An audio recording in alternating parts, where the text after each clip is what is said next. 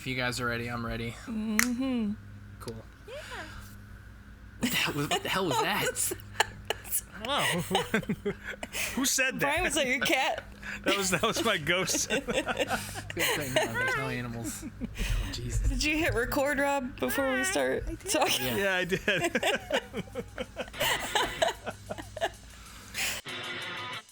Well, yeah, certainly. I mean, it was our fault. We made a mistake. Spotter said it was clear. I wasn't clear, and, I didn't want to tear my car up, tear his car up either. I respect everybody, and I demand respect. And, I apologized to the guy when he came over the car, explained to him what happened, and then he took it to another level when he started calling me an idiot and whatever else. And I don't appreciate that. I'm not going to take it. I told him how I felt. I called him out. He didn't show, and so, I'm good with it if he's good with it, but I'm not going to be disrespected by no means. Yeah, I guess I had a dinner date at Applebee's last night that I didn't find out about until it was too late. It's a shame. Love their riblets and boneless wings, but... Welcome back to Applebee's. This is your Wednesday racing podcast, except when it's on Thursdays like this episode, just like last episode is. Because you know what, folks? Sometimes racing gets in the way, and we have to push things back. I was just going to say, in Australia, I think it actually is Wednesday. So for our Aussie fans, all those V8 supercar motherfuckers are now listening to us. Ahoy on your regular day. Is it Wednesday? Is that how that works? Are they ahead of us? I thought they were ahead of us. Maybe it's Friday. Who knows? I think they're in the future. Yeah, I think they're in the future. Thursday? Who the fuck knows? But it's a day, and Brian, you were about to introduce yourself, so I'll let you get back to the show. Yep. Well, I'm Brian. With me, as always, is Rob and Ashley. And, folks, I know we're all doing wonderful today, so I'm not even going to ask that question. We got racing to talk about. Where do we even start? I'm pretty good, I'll be honest. I'm feeling better these days. Well, after your long weekend, I would hope you're starting to feel better. Yeah, I had a big weekend in the X lot over at New Hampshire Motor Speedway. If you know, you know. It was a fucking blast, and I'm sure we'll talk about that plenty coming up here. But, I do want to check on True Love. How you doing? You good? I'm good. I can't wait to hear all about your part-time residence in New Hampshire this weekend. I got dual citizenship now after that. So. Jesus Christ. Rob spent the weekend at the races, and so we're gonna the main segment will be about his trip and what he saw and all that stuff. Ashley, you didn't do any other than TV watching. You didn't do any racing stuff this weekend, did you? It's too fucking hot to go outdoors here. Yeah, I get that. It was definitely super hot last week at every race I went to. This week it's not so bad, although I don't really have anything on the docket. Not until Michigan in a couple weeks, although maybe I'll throw an Attica trip in there. That sounds like a good idea. Oh yeah, of course. The only racing stuff I did this weekend, however, I did take an accidental trip to the Dirt Motorsports Hall of Fame, aka the Dirt Modified Hall of Fame, which I guess technically it's still the Northeast Racing Hall of Fame, but that was an accidental trip. I actually went out to Syracuse to go to a big car show with my dad, which I know Mike on the show last week mentioned how the dirt crowd audience isn't necessarily the most diverse. If you want to meet another automotive audience that's just as has just as much of a lack of diversity, it's the old hot rod guys audience, because really not too many people you're gonna see there other than old white guys. There were a couple other people from other races and nationalities and whatnot, but I would say it was about 98% white in a big mass. Did you find those people and ask them where they can find food they're looking to eat? Where all the good ethnic food was? The food at this thing was worse than the fucking race, let me tell you. There were no gangsta egg rolls, though. There was definitely like some sort of like mobster murder Italian sandwich or something, which I didn't have because it was like $17. But damn. But in my trip out there, actually, speaking about the heat, though, I was going to go to Utica, Rome Friday, but it was super, super hot, and I did end up going and doing some bike stuff with an old friend of mine I haven't seen in, like, over a decade. So there you go. But on the way back, I just happened to Google racing stuff near me, which oddly enough, occasionally we'll find something interesting. And I happen to be like a mile from the Dirt Hall of Fame in Weed Sport, which is on the same property as the Weed Sport dirt track out there. And they just happen to be open on a Sunday afternoon. So that was really cool. The manager, Glenn, was super, super nice. I spent a good hour. There's only like probably 25, 30 cars in there, but I mean, there's a lot of really neat stuff, especially for someone like me who went to a lot of dirt races as a kid. Yeah, I was just gonna say, I bet you that's more than enough to keep you entertained for a few hours. Yeah, I mean, there was just looking at every car, every picture, every T-shirt, everything they had there. I got my favorite driver, Kenny Tremont. He was inducted last year, and they had his winningest car there. This was a car he ran from like 96 to 99. It entered something like 121 features and I think 190 of them, and finished in the top 10 all but like 6 races. So Kenny had a few dominant years there at the end of the 90s. He also won the big Syracuse 300 during that time period. We actually watched his Super Dirt win at Lebanon Valley earlier in the show. That's right. So if you're ever out in that area, definitely go out of your way to go to that museum, because it was well worth the time and the $7 to get in. So that's all the racing stuff I did. I don't know. Well, I guess we'll move on to Rob and Darfs and whatever else you guys want to talk about. Sure. Yeah, we can talk about the race first if you want, the Cup race, since I think that's probably the frame of reference that we all have that is shared.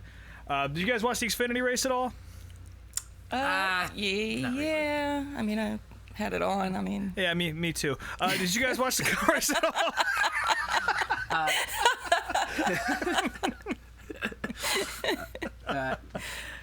Yes, did watch the Cup. That one, yeah. So this is a question I have for you, and look, the only reason I bring this up is because New Hampshire typically brings a lot of pissing and moaning and bitching from the internet, and everybody's saying how it's a bad racetrack, and in person it always races a lot better, which this was the case on Monday, this past Monday. Forget there's a lost Sunday in there for me, which we'll get to in a little bit. But how did it play on TV? Was it enjoyable? For once, it actually raced well on TV too. I don't know if the racing was actually better or NBC's coverage was better. Maybe both. Yeah, I had the NBC broadcast on in my headphones, which I've talked about previously. It's my favorite thing they do at a Cup race. Or it's what I typically listen to on the scanner, and it was on point for what I could tell anyway. But that's only half the story when there's no visuals. But I thought that was from my perspective. I thought it was good, but I guess I can start from the beginning if you guys want. We can kind of work our way back. But I was just curious how it played on television, because I really enjoyed the shit out of it. Yeah, they were really good about showing all the battles going throughout the field. So there's certainly a lot of them. Yeah. I was at work, so I didn't get to watch as closely as I normally do, but I had it on, and for all that I saw, it was an entertaining race, and I definitely am bummed I haven't been there in so long, but I would have been dying sitting through a day rain delay, so I don't know. Well, Rob almost died, but I'm sure we'll hear. Rob almost back. Died, so. Rose again on the third day, but so I started my weekend in New Hampshire on Friday. I left the house around, fucking 10 o'clock, something like that. Met up with my bandmate at the Concord Walmart to get some supplies.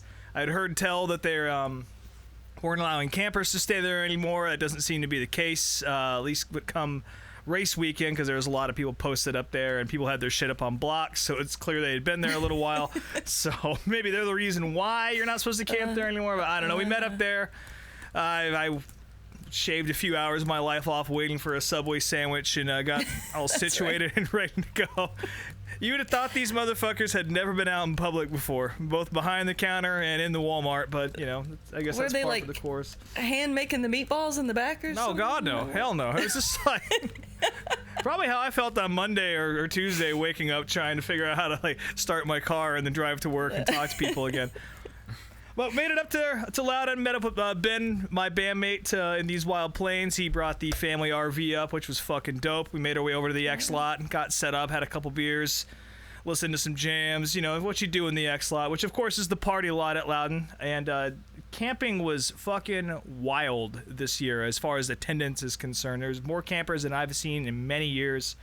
COVID definitely had an effect on the amount of campers that showed up for a little bit, so we actually got in pretty easily, and we bought our camping late because it wasn't looking like we were going to be able to go, at least as a family, for a little bit.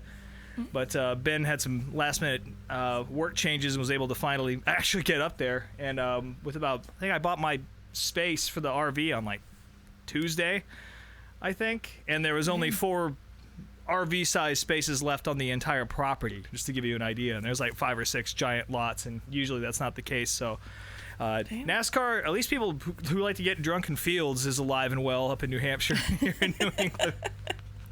But yeah, we got a little tuned up, grilled a little bit, and headed on down to the dirt track. That's just south of the big speedway. Actually, no, we stopped in and watched Xfinity practice and watched Ryan Sieg really oddly wreck his car and fucking take out whoever was driving. I still don't understand what happened there. Me either. He was way below the apron, though. But yeah, it was a very big hit. I'm surprised we haven't heard any concussion shit about that because it looked nasty. But I guess he drove on Sunday, so everyone was fine. So they made it out of that.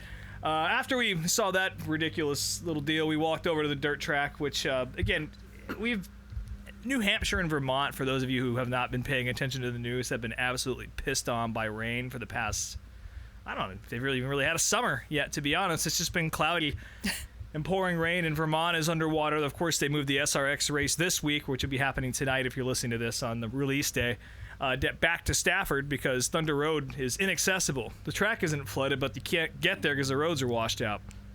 And that's the story all over New England. So, and the whole weekend just had a shroud of nasty weather hanging over it. And I was expecting to see just about nothing. There was a decent looking window on, being an amateur meteorologist, there was a decent window on Saturday. Yeah, as all NASCAR fans have come to be. I know the fucking weather, But it looked like nothing was going to happen.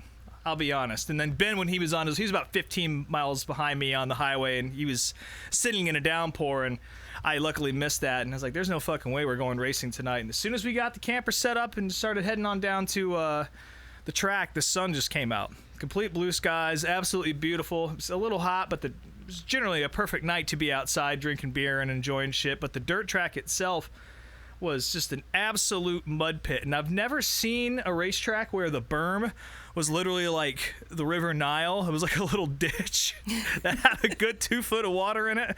And then the track itself was just as dry and washboardy as anything else. The juxtaposition was fucking wild. It's like neither of these things you want in a dirt track, but we have both of them down at the flat track.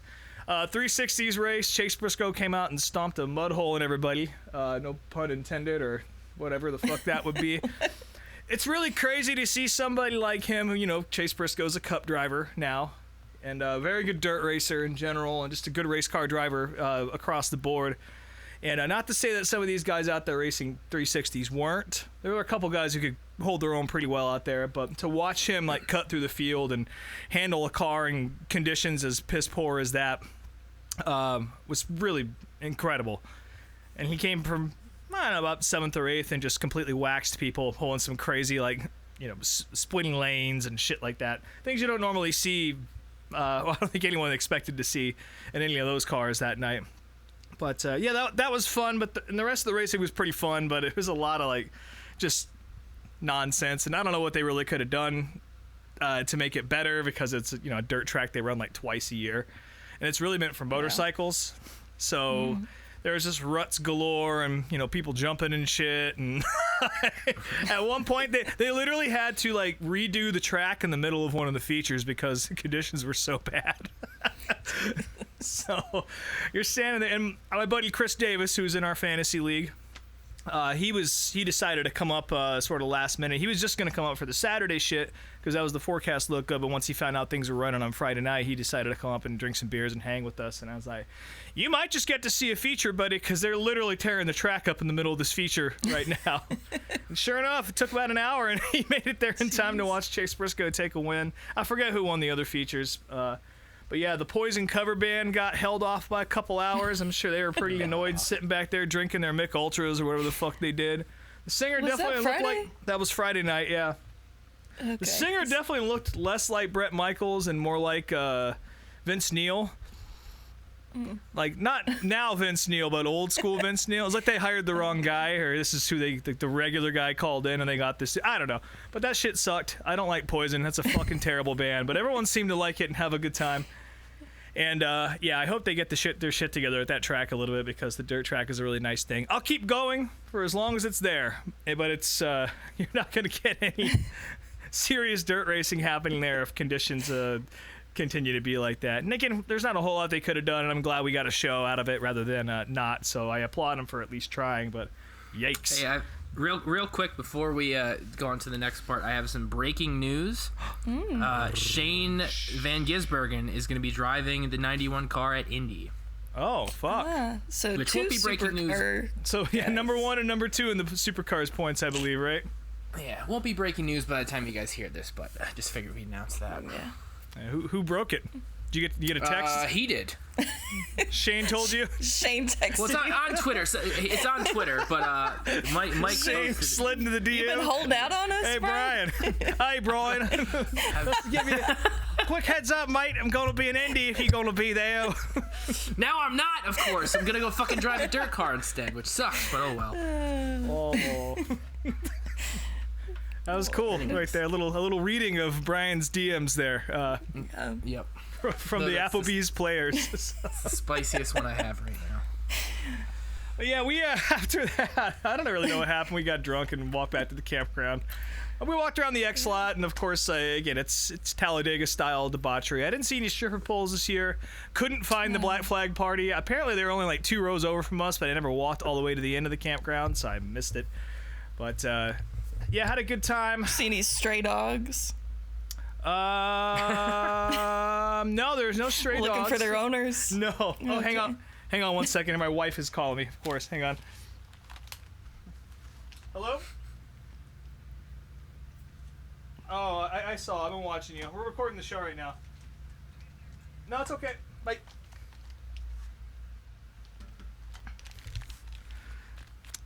She thinks she's getting dinner when she gets home, and she's fucking wrong about that. Busy telling people about trying to piece together my weekend. But yeah, I don't really know what we got into on Friday night. We had us a time, though, and drank some beers and sat around. Again, you ever camped out at a NASCAR race or any race at all, it's fucking fun. A lot of like-minded people just being shitty. It's like Vegas without the really negative vibes, if I had to guess what that was like, or like Bourbon Street, where everyone goes and gets fucking crazy and like kind of lets go of how they would normally act and just becomes a fucking lizard. But without a lot of the shitty qualities, I guess. But yeah, we tie one on Friday. Saturday morning we wake up and what happened? I don't know. Our neighbors arrive, who happen to be some firefighters, who also, I don't know if you guys have ever seen like firefighter ladder races.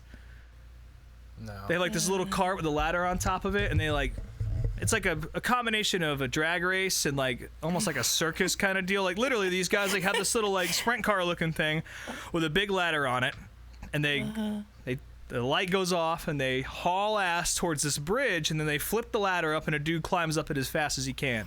It's a big deal on Long Island. It's fucking nuts, and I gotta try and find a video of this so I can like share it, because it really is fucking insane. But that's what these guys do. I guess it was an off weekend for them, both from firefighting and this crazy sport that they do down on Long Island. But yeah, they were fucking cool. It was nice to share a space with them. Can't remember a damn one of their names, but eventually I didn't make it to the Kenny Wallace thing I didn't see him either, but I didn't see Dave Moody or the Historic Racers deal. Got too busy drinking beers and getting set up because practice starts at noon. And the show just kind of happens. You know, back in the day, there was a full day of activity, but, and, you know, if you want to watch Cup practice, you can, you know, back in the old days, but there's hours of it.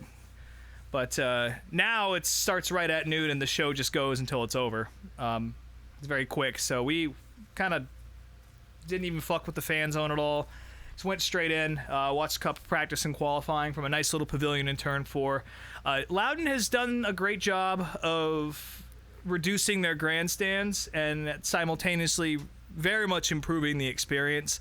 There's a Turn 4 bar that has really shitty views of the track, but it's a really nice little pavilion to sit on, and that's where we spent qualifying. I love a good Turn 4 bar, and this was certainly one of them. You can also bring your own beer in there, which is cool. But the TV broadcast talked a lot about the, I guess it was the backstretch. There's like a grass hill where people like stake their claims on the hill with like tape. Yep. NBC just kept talking about that. Yeah, they did. Well, that's where that fucking guy with the Ferrari flag was, which I guess we'll probably get to a little. I don't know if that's one of your darfs or not, but it might be. It might be. Let's there's a few people decked out in F1 gear, and it's like, well, we'll get into that. I was wearing a Tyler Erb shirt around on Friday night, so like not like I was dressed, for the occasion per se, other than race cars. But yeah, I don't know if I'm wearing a fucking whatever Lycra material that is that they make those F1 jerseys out of. I'm not wearing that to a cup race, but let's see. Yeah, Saturday just kind of happened. It was great. We a little pro tip here for you guys, and I wouldn't tell you this if a lot of people listen to this show, but it's just a few of you who probably will never go to Loudon. I told you about standing down in turn 1, which we did for a little bit during qualifying before we went over to the bar in turn 4. But the best place in the house is high up, and again, you can kind of see wherever you want at a racetrack. At like Loudon, the dead spots are definitely like there's places you don't want to sit, but for the most part, as long as you're towards the top of the grandstands, you got the entire view of the facility all the way down pit road, etc. And if you're like me, I hate sitting down for hours at a time, especially baking in the sun, and Loudon is notoriously hot in the grandstands. It's just fucking metal and the fiery sun and then southern style humidity, which is fucking terrible. So we always go and stand underneath the press box and where the spotters are and all that, and there's a big line of fence up there that'll just let you like hang your radio on and just kind of stand all day. And it's an incredible view. It's loud as shit, but it is an incredible view of the track. And we camped out there all weekend, and we watched all 3 races that weekend from up there, and had a good time. Again, the Xfinity race is pretty cool. I don't really remember a whole lot about it. I spent that time eating fried Oreos and kind of, getting ready for the mod race, hoping it didn't rain because there was a threat. I don't know if it was really announced, but there was definitely a hint of rain towards the end of the Xfinity race. And it didn't really affect the race, I don't think. But John Hunter Nemechek won, so who really fucking cares anyway? Yeah. Mod race, I don't know if you guys saw this at all. Absolutely incredible. But mid-race, it just opens up. The rain actually does get there, drenches the track. They completely lose it. And it's like 7 o'clock. And it's like, there's no fucking way they're getting this started again. That's it. Justin Bonsignor just won. And sure enough, and most of the crowd left, which was kind of funny because there was a lot of people there. I don't know if that was evident on television, but that was probably the largest crowd for Xfinity and Modifieds I've ever seen at Loudon. And it cleared out, and they actually dried the track, and they got the finish in, and Justin Bonsignor won anyway. So, but I do yourself a favor and look up that finish to the modified race because it was incredible. Saw an AC/DC cover band. I sent you guys video of that. By that point, my spirit was already beginning to detach itself from my fucking cover bands. So many, and I don't understand why they don't like book anybody who isn't a fucking rock cover band. But there was about fucking 6,000 motherfuckers standing out there ready for it. So I watched a little of that and went to the X lot and romped around, and I played fucking beer pong with some strangers and. There was a bar tent there that smelled worse than anything I've ever experienced in my life. I don't know if you've ever experienced this phenomena, but like, let me just back up all the way here. At the beginning of the X lot, as soon as you walk in, somebody rents out like, 10 spaces, and they set up a cash bar. And they donate all the proceeds to like Speedway Children's Charities or whoever else, but it's totally unofficial. I don't know if it's legal, but it's New Hampshire, live free or die, so who gives a fuck? Right. These people have like t-shirts that they sell or wearing around if they work there and all that. It's like a legit fucking business. And it's a full bar just set up right there at the beginning of the X lot. And we decide, let's just walk on down and see what's going on over there. It looks pretty wild. We kind of make our way through the debauchery and, Kid Rock blaring from every other fucking stereo system out there. And I walk into this tent, and it was like walking into a different room because the stench from inside there was just like the inside of somebody's failing body. And it's like, I can't fucking do this. And it's like hitting a wall. So we turned our asses around and went back to the campsite. You never found the source of the smell? No. We actually went back there on Sunday night, and this is where I died, was at this bar. But it just smelled different. But I'm telling y'all, it was like you opening a door and walking into a different room altogether. But it was like completely outside. There's no sides or anything like that. It's the vortex theory, I guess. I've never smelt nothing like that. I walked in and turned around. I was like, boys, let's get the fuck out of here. So we went back to the campsite. We watched the Kings Royal back there as well, which was fun. Donnie Schatz getting a big win there. And also, while we're talking about sprint cars briefly, thoughts and prayers and all that going out to Tyler Courtney, who's going to be out for a long time. He's got a broken back. His wreck in the night before at Eldora. So you hate to see that. He's a fucking incredible driver. And you hate to see anybody from the Clausen Marshall team take an injury like that. But he's all right.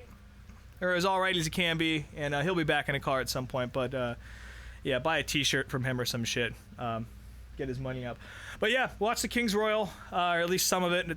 I had to find out who won the next morning, but we definitely watched it. Listened to a lot of Project Pat, and then the rains came. I'd say about 2 a.m. after one car started settling down, and it just absolutely flooded the campground. Kudos to NASCAR for calling the race early, though they might have been able to. Like, obviously the conditions around there were so bad, and the threat was too strong, but there was a decent enough amount of time where they could have run rain tires, I think. And I really kind of had my fingies crossed for it, because I really wanted to see that in person, but, it was probably the smarter call to do that. Yeah, I saw where, some roads washed out that, led to the track, and, people were having to take 30-mile-long detours, and yeah, that's exactly what was happening. And there's only really one road that leads to the speedway. Yeah, I remember when I was a kid, my uncle had some route that we would drive through fucking fields and whatnot to get to where we were parked, and I couldn't tell you. It was probably kind of similar to the route that Ashley and I took at Wilkesboro that the buses were on, where it's just nobody knows these back roads at all. And everybody's just stuck on the main roads. Yeah. Though the tip, folks, is to turn your little car right, go up to Tilton, and take that exit onto 93 South if you're heading back towards Civilization. That's what I always do. It adds about, 10 miles to your journey, but it'll shave off a good 2 hours sitting in that traffic on the way down. Just a little word of advice. Again, no one's listening to this, so... Congratulations if you are. Though I will say we did get a little uptick. I think we might have a couple of new listeners after Mike was on last week, and if you stuck around, welcome. Thanks for coming back. Really enjoyed having him on. It was cool to get his perspective. He's a cool fucking dude. But so race got rained out pretty early. I appreciate NASCAR making that call.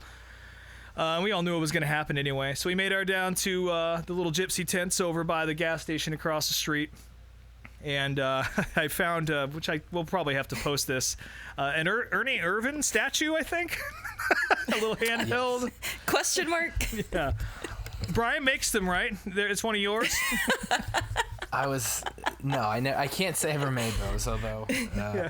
Well, you actually know what Ernie Irvin looks like. And whoever made this really... It looked more like Adrian Monk. You ever seen that show? Tony Shalhoub? Oh, yeah. Yeah, I can see that a little bit. Yeah, I bought a couple shirts, bought some garbage, bought a Dick Trickle die cast, and bought my wife one of those Dale Earnhardt Damn I'm Good t-shirts, and gave them some money. They were pretty well flooded out, and I'm sure they didn't make any money this weekend or as much money anyway as they normally would have. But who knows? Sunday was pretty packed, or Monday was out anyway. We'll get back to that in a second, though. We make it down to the Bass Pro Shops, whoever the fuck that is down south. Had us a nice lunch up in Concord at a place called the Barley House. Had one of the best burgers I've ever had in my life. No offense, Applebee's, but this is just better. Had some kind of gravy on it and shit. Yeah. Drank a bunch of Fat Tire. Yeah, it was good. Yeah. If you're ever in Concord, New Hampshire, go to the Barley House. That place rules. And then we went back to the campground.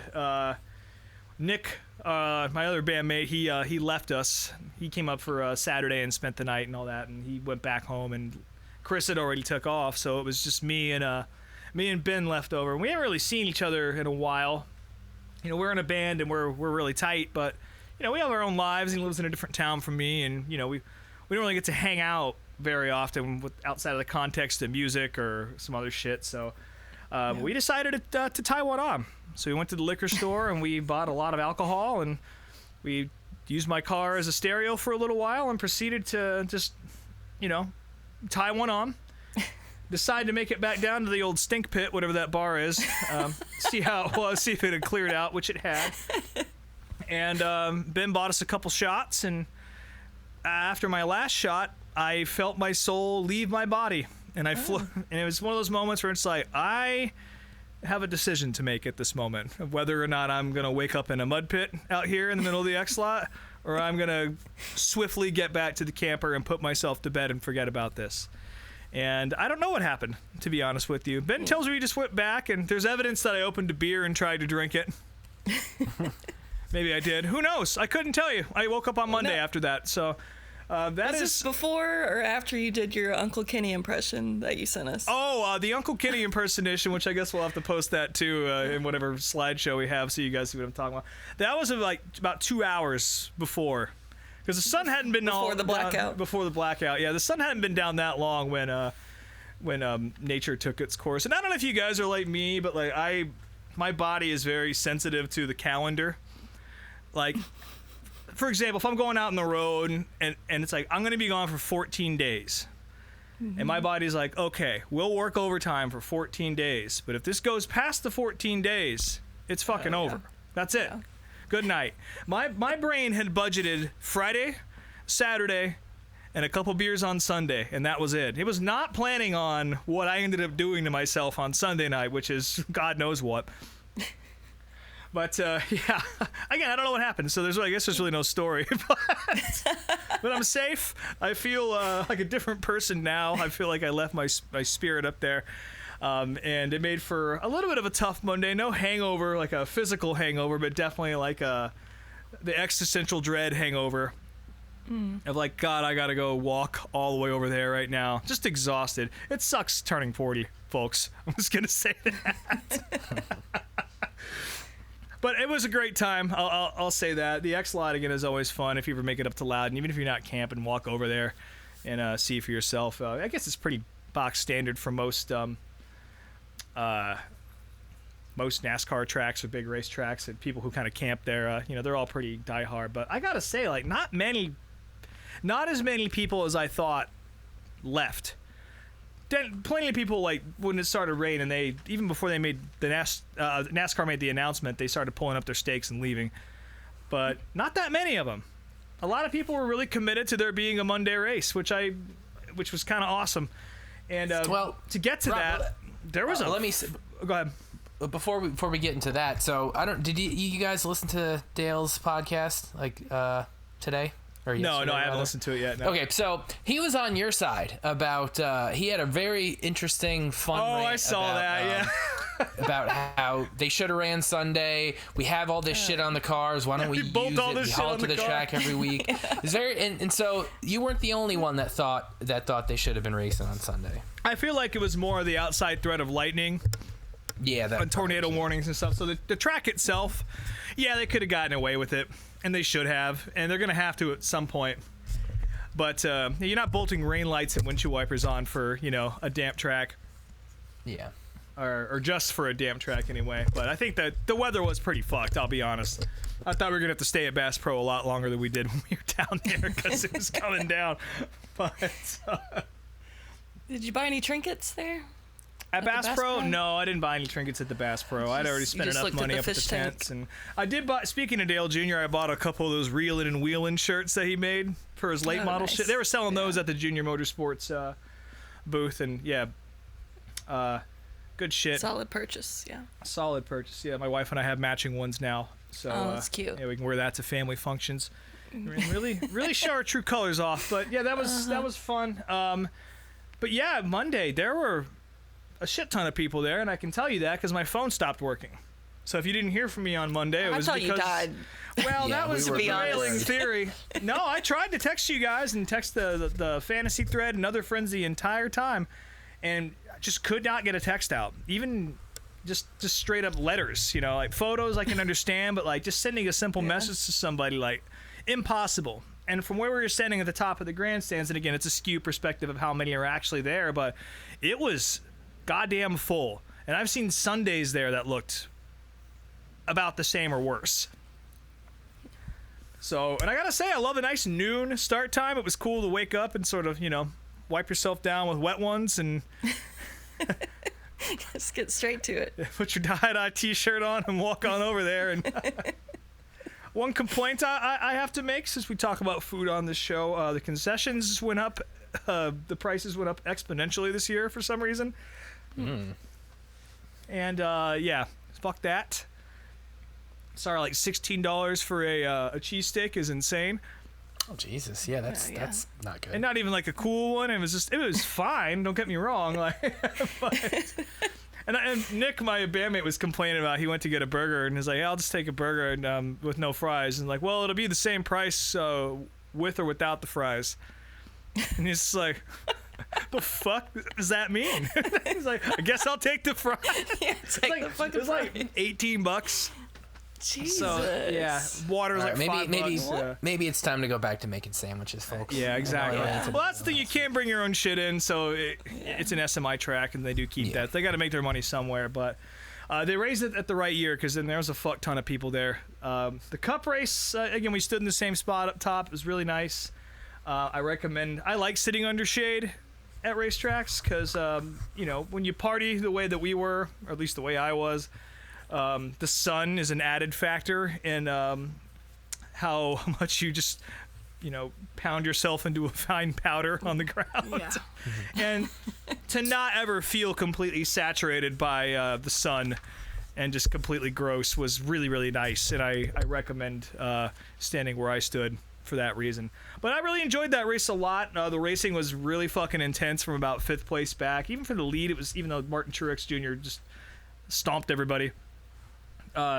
Even that lead or that battle was compelling, especially with all the strategy and all that shit. So there's like a top lane at New Hampshire now somehow. I don't know if you guys noticed that. People were not ripping the lip, but definitely way up into where the marbles used to be. And a lot of guys are starting to make hay up there. Chase Briscoe was really using the shit out of that. And that's something I've never seen in any series there before. So that's something that works great about these cars. But I don't know if that was on the broadcast at all, but it was certainly impressive in person. Yeah, I don't recall seeing Chase Briscoe on the broadcast, but yeah, he made his way teammate up. Almirola. Oh had a wow! moment. Wow, fuck, man, to be that tire changer. It looked like he got cleaned out, but no, that was his own doing. Yeah. Yeah, and Ty Gibbs slapping the fence. Yeah, it was a great race. Again, people hate on Loudon, but once again, it put on a good show in person, and I guess from what you guys are telling me, it's pretty good on TV as well. So Yeah, I enjoyed it. Yeah, it was good. And then I made my way home. I got a nail in my tire too, which was fun. I had a screw, so I had to like drive home hungover with a fucking screw in my back tire, and because like the I have a Volkswagen, and the little brake lock thing on the back, I didn't have it with me for some reason, like a fucking idiot. So I couldn't get the tire off. And it was holding air, and I was like, you know what? I'm just going to do it. So I drove home at like 50 miles an hour on I-93. How long of a drive was that?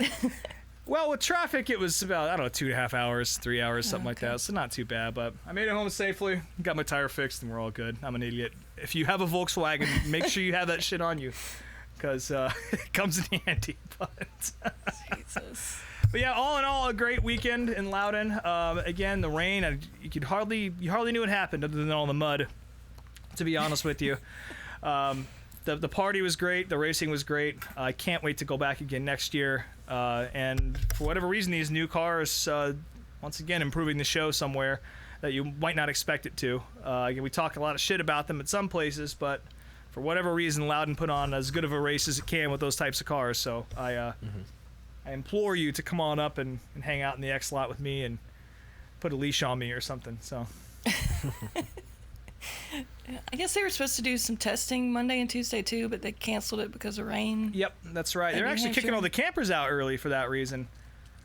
But to go back to you talking about that little trackside area where they block it off, that is access to a particular campground, which we're looking into getting a space there next year, because you can just like walk out there and just have a whole view of the track. And yeah, you can't see pit road, but you know, You gotta bring your own tape, though. you got to bring your own tape out there. Mark your territory. I saw some photos on that Facebook group where the last week's Dart for the Week came from, and from having a camper right over there, and god damn, it looks cool as hell. So maybe we'll give that a shot, save our pennies up, and you know, see how that goes. But yeah, once again, great weekend at Loudon. I'm alive. I'm starting to feel like a person again, and I can't wait to do it again.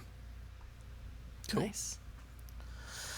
Well, you already kind of gave me a little preview of the Dart for the Week, but there's actually a couple, and I guess I'll rant about them.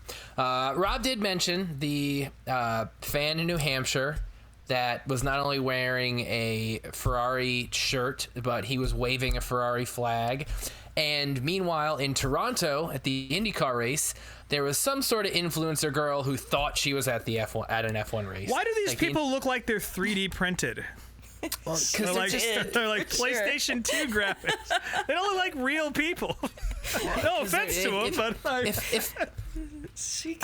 guess if they're that stupid to not know what they're going to watch, and I don't know if it's just the Netflix effect, or I don't think it's necessarily people all repping F1 at the race. Like I don't know. I don't get it. Like, one, like, how do you not know what you're going to? Like, that's the influencer girl. Like, how do you not know what race you're actually at? Like, that is a level of idiocy that is beyond me. Like, I could maybe understand not knowing beforehand, but she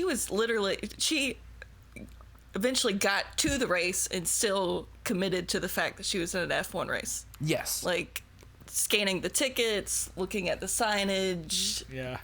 Clearly, she didn't look at any of that. No. And now, as far as the guy with the F1 shit in New Hampshire, now I'm not gonna. This is a fucking Canadian. There's a bunch of them. I'm not gonna mock anybody for being Canadian. Well, no, I have no issues with Canadians, but also, listen, if you're at a race and you're wearing something with racing on it, that's okay. Like, if you want to wear an F1 shirt to a NASCAR race, that's fine. You're gonna look like a dickhead, but that's fine. It's another thing. I had a Tyler Erb shirt on Friday night. Full disclosure. Again, so there you go. I'm saying it's totally fine. What I'm saying is the issue is, like, motherfucker, I don't give a fuck. You're at a NASCAR race. Don't wave your stupid flag around. What are you trying to prove waving an F1 flag at a bunch of NASCAR fans? Like, what is the goal there? The goal is you're making yourself look like an asshole, and maybe just not go to the race. So maybe he just owns a Ferrari and drove it to the track, and it's just there are those guys. His Ferrari all the time. Well, he was probably at that car show you went to. There's. Oh no, there were no Ferraris at this car show. There's all Corvette guys, right? There were very few cars built before 1988 or after 1988 at this show. That's my kind of shit. Yeah, but don't be idiots, folks. Know what race you're going to, and when you're there, don't try to push your fandom of another motorsport on other people, because we don't give a fuck. We're there to watch what's in front of us. So those are the Darfs of the week, as far as I'm concerned. Yeah. I hope they figured it out. And they continue to watch. I'll say that. That's Rob's little bit of positivity right there. Yeah. Somebody's got to be positive. Oh, look, real racing! Holy shit! And yeah, I guess so. I didn't want to not have a video of the week this week because we didn't have one last week for obvious reasons. Knowing that Rob had a very long weekend, I also had a very long weekend. I spent all my weekend in the car and doing shit with people, so didn't have a ton of time to watch stuff. So this week's video of the week is a little bit of a history lesson. It's very short, and it's about Tim Richmond. So this weekend, NASCAR is in Richmond, and Pocono, rather, excuse me, getting all confused. Wish they're in Richmond and not Pocono. Well, they'll be there in a few weeks, and the race is gonna suck. So just be patient.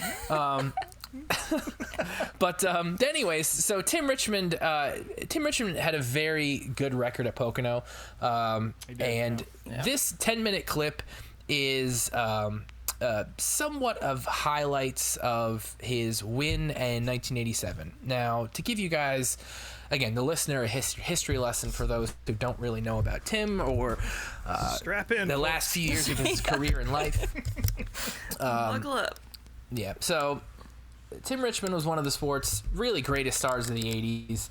Probably would have been a star long into the 90s had he not passed away certainly, at an early age. Yeah, certainly one of those guys like Davey Allison or Alan Kulwicki or any one of those who died early, and you're always, it's going to be a question as long as there's NASCAR racing of what he could have done if he was around. Yeah.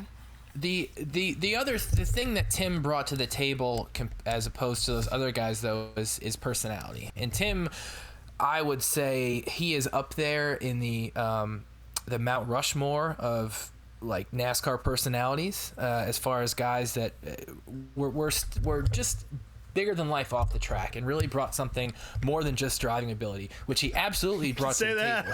He was he was only in NASCAR for I think 6-7 seasons, something like that, and in '86 he won 7 races. And in 1987 he won 2 more, and that was his final season. And he only ran like 10 races, but let's get into that.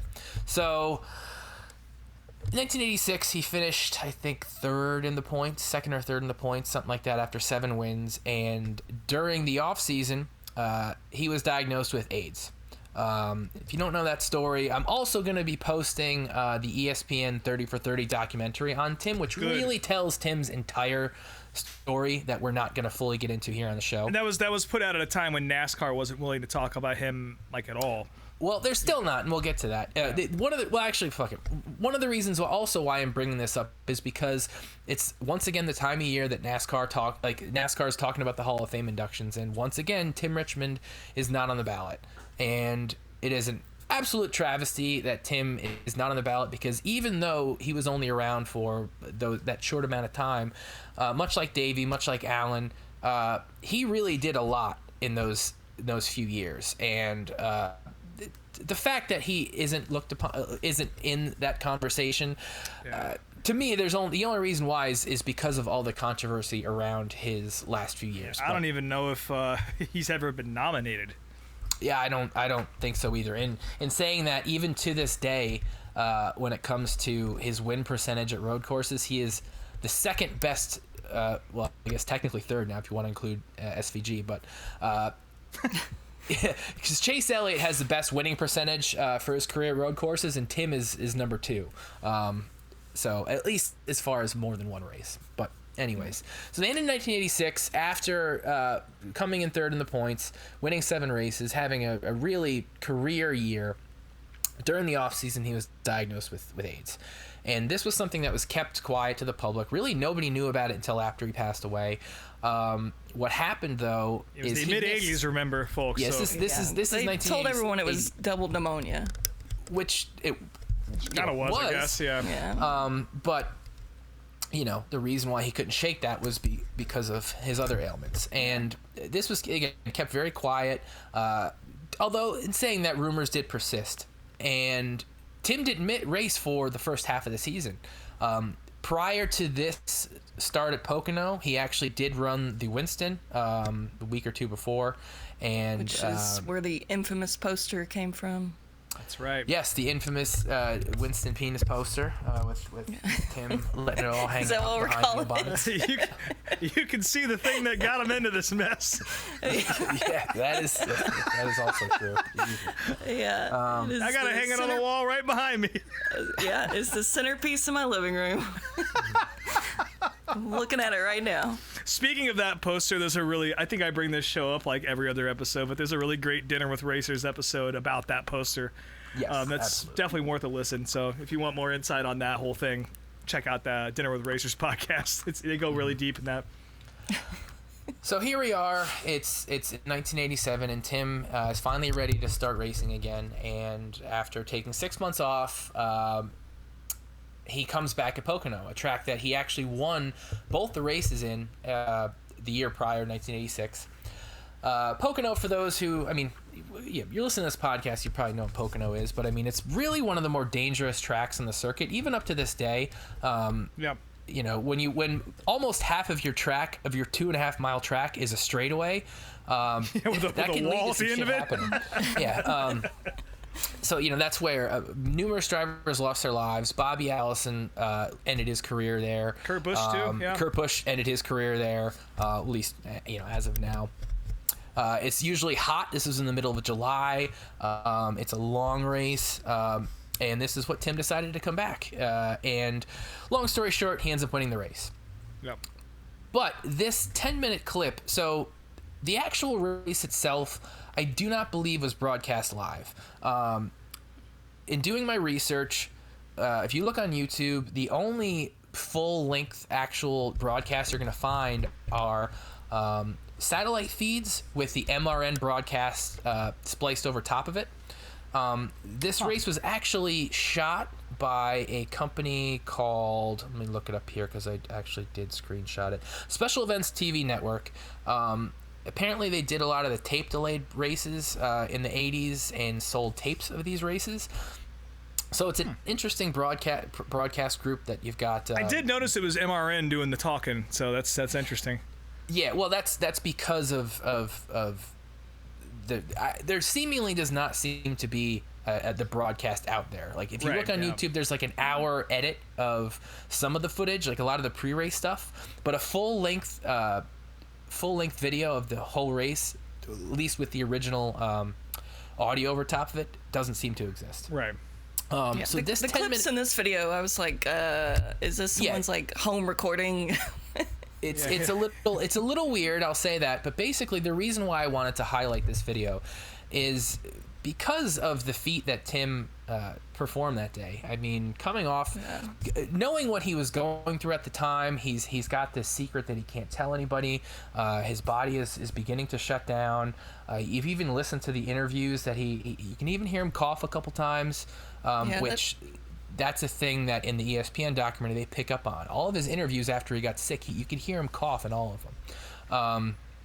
Not to mention the fact that during this race, Tim's transmission hit the bed and he only had fourth gear. So he still won this race only with fourth gear at Pocono, which is again, a pretty stellar feat. And in these interviews, I mean, you can kind of tell it's still Tim. Like Tim's making jokes during the pre-race interview, but he still seems a little bit timid. But then afterwards, when he wins, it's a Tim Richmond that you really aren't used to seeing because he's genuinely emotional. It's great. He didn't think he was going to get back to this point. He didn't think he was going to win again, and then he goes out and does it. Not only does he win this race, he wins next week at Riverside also. Yeah. It turned out to be his last win, but the fact that his first two races after 6 months off the track because he was diagnosed with AIDS, he ended up winning. I mean, A, no one will ever do that ever again, and no. B, that is just really one of the most I don't know how to put it into words. It just really shows you how good he was, really. I guess it's the simplest way to put it. He's just an absolutely incredible talent, and if that doesn't display it, then I don't know what does.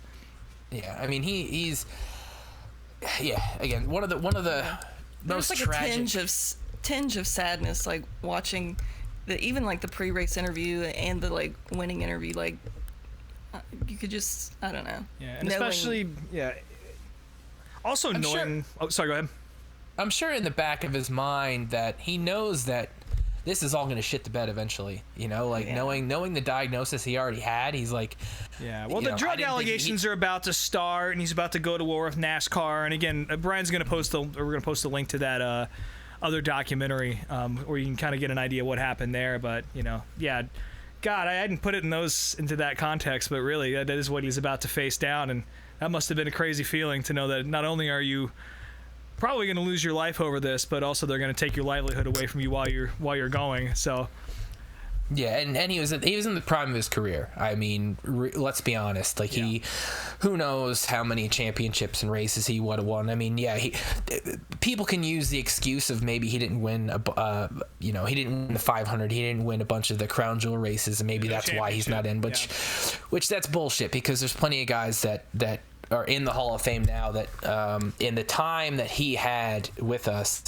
didn't perform like he did. Agreed. Yeah. And again, he is such a larger than life personality, and the way that he died, really, it didn't blackball him from NASCAR so much as it really just, they wanted to keep that as quiet as possible, because again, this happened, he was diagnosed in 86, he died in 89, and it wasn't until after he actually had passed away that cause was public knowledge, or even confirmed public knowledge, because it was a rumor, it was something that people talked about, people thought he was on drugs.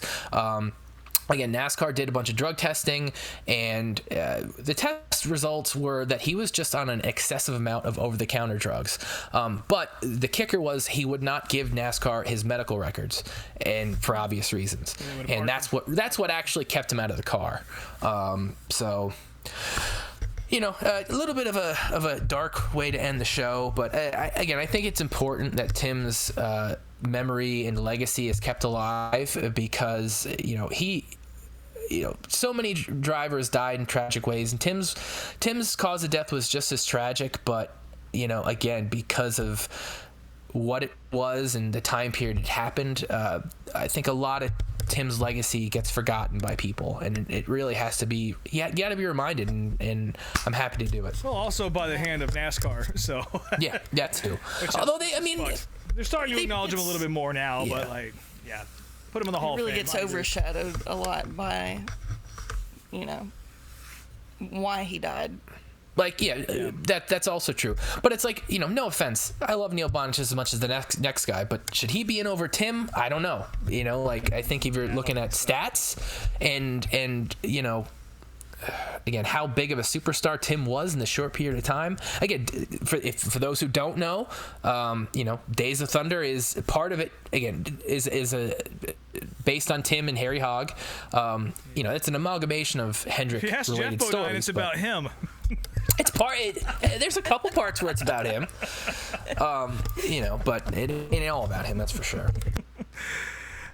Yeah, I would recommend going to the Hendrick Museum. It's open again in North Carolina. If you ever go to a cup race out there, or you're in the Charlotte area for any reason, they do have one of Tim's cars parked out in the museum, and it's pretty cool to see that Folgers 25 just in the flesh right there.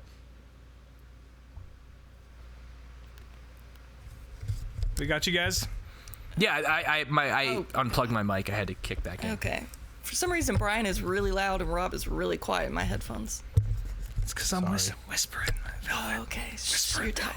Whisper. I'm tight. He's tired. I go to bed now. Night. Jesus Christ. Yeah. But yeah, go to the Hendrick Museum. Now anyway. Brian really did leave. Yeah, he's gone. Here. Yeah, I haven't been since they redid it, but most of I forget what they took out that bummed me out. There's a few less Jeff Gordon cars in there, which I don't know if you guys are Jeff Gordon fans or not, but they had basically the whole suite of mudhole stompers sitting in there. Yeah. The T-Rex car, the Brickyard 400 car, just that's a little bit more subdued than it used to be. And they got a couple more modern championships now. So they got both Chase and Kyle's car in there, and so yeah. But it's definitely worth it, and that Tim Richmond car is still parked in there. And it's for free. It's for free. Yeah, it's 100% a huge reason to go.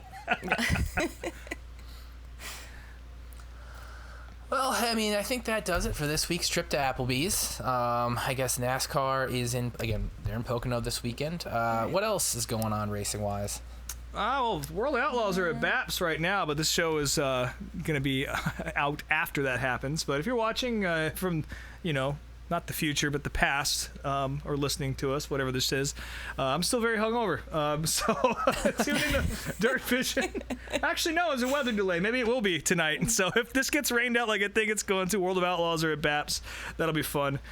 What's happening? USAC is happening tonight as well. SRX is going to be on ESPN. And of course, NASCAR at Pocono, and I forget where else that the Outlaws and the All-Stars are going to, but it'll be good. Real quick, let me mention this. IndyCar's doing 2 races at Iowa. That's right. The doubleheader at Iowa is always fun. So F1's racing somewhere, but that girl probably won't be there. She won't be there. The SRX deal. So they had a real wrestling fan moment as far as the ratings came out for the first broadcast on ESPN, and the ratings were down something like 700,000 viewers going from ABC to ESPN, which that's not a great sign. I'll be honest. I had both that and the Outlaws on, and I was definitely paying way more attention to the Outlaws. So SRX is cool as far as they used both of Tony Stewart's properties, like going head to head. Yeah. And all the race fans are gonna they're gonna tune in to watch the fucking Eldora Million. Yeah. But listen, as far as SRX is roster, I think it's probably the best it's been. But I mean, the racing itself is not great. I don't like the looks of the cars. Yeah. It's not very good at Stafford. It's just when you have the cars that evenly match, and it just doesn't work right without having to like slam into each other. And then I'm sure that Tony doesn't want to have to pay for that again, because they have to saws all them cars back together every week. So. But I might grow a wild hair and go down there again tonight if you're listening to this on release day.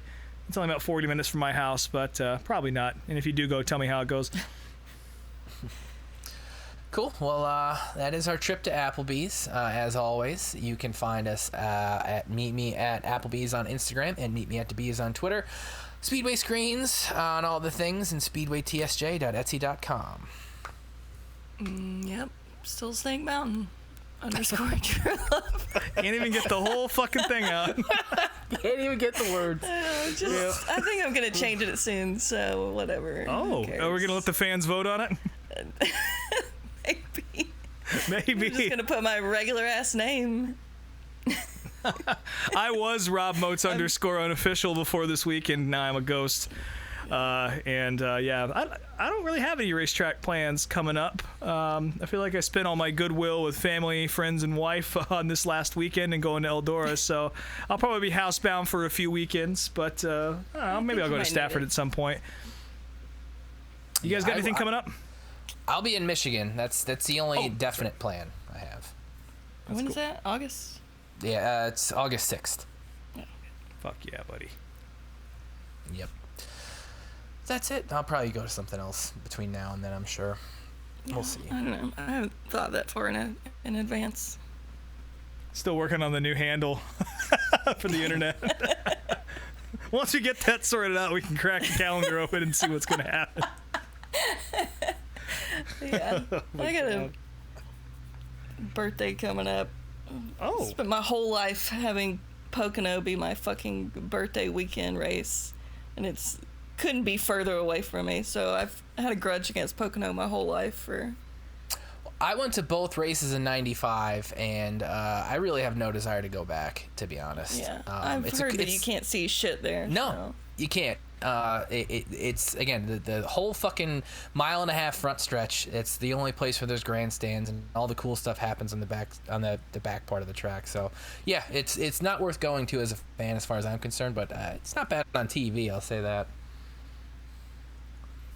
Not, this is off topic. Well, is Pocono the track where the guy ran across the track and got lost in the woods? Yes. Yep. That's it. Okay, that's what I thought.